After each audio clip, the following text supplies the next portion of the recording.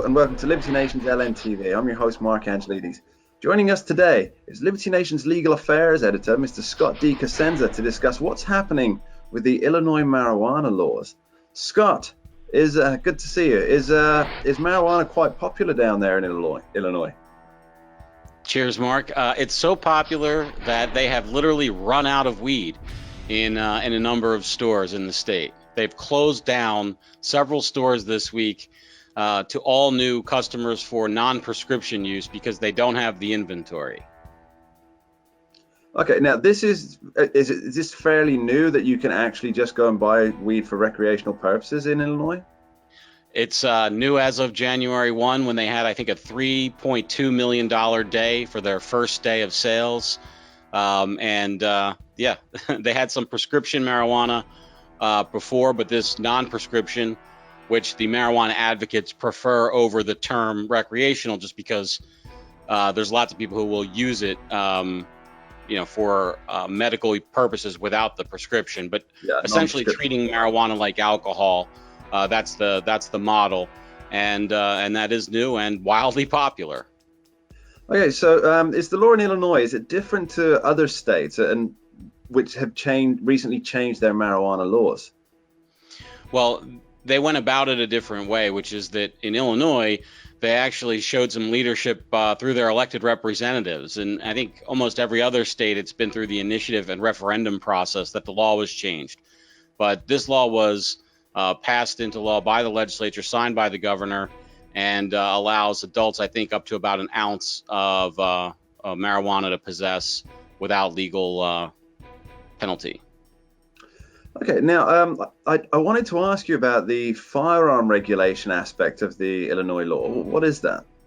So federal law prohibits anyone who purchases a firearm at a federally licensed firearms dealer from doing so if they answer yes to any number of questions. Those questions include whether they've been involuntarily committed to a mental institution recently, if they've been convicted of a violent felony, so on and so forth. And one of those questions is if they are an unlawful user of drugs, including marijuana. And in fact, on the form, Mark, it says if just because it may be legal in your state to possess marijuana, that doesn't mean that it's legal here.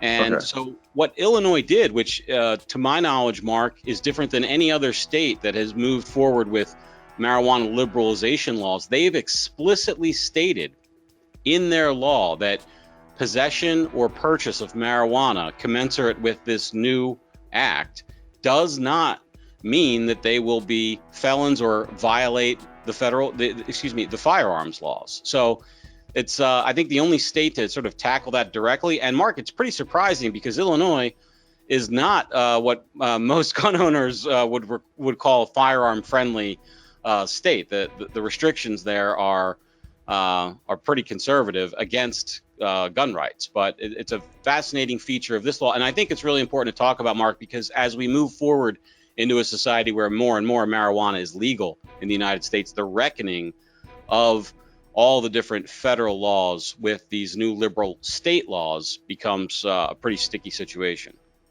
Not to be no pun intended there. That'd be my follow-up question on this. Is there any pushback at the federal level?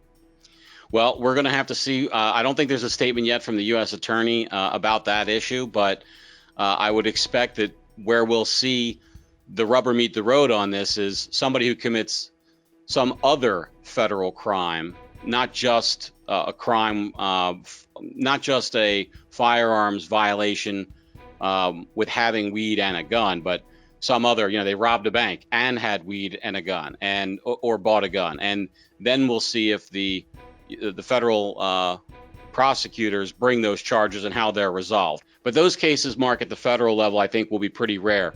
The more common path, I think, towards people getting jammed up over this is if the state authorities who have access to those marijuana purchase records and databases, if they want to play games with revoking firearms ID cards and the like. And it looks like, so far anyway, they've said that they will treat marijuana like alcohol in more ways than one, which is to say they're not going to penalize people who want to exercise their civil rights in Second Amendment area just because they happen to be purchasers or users of cannabis.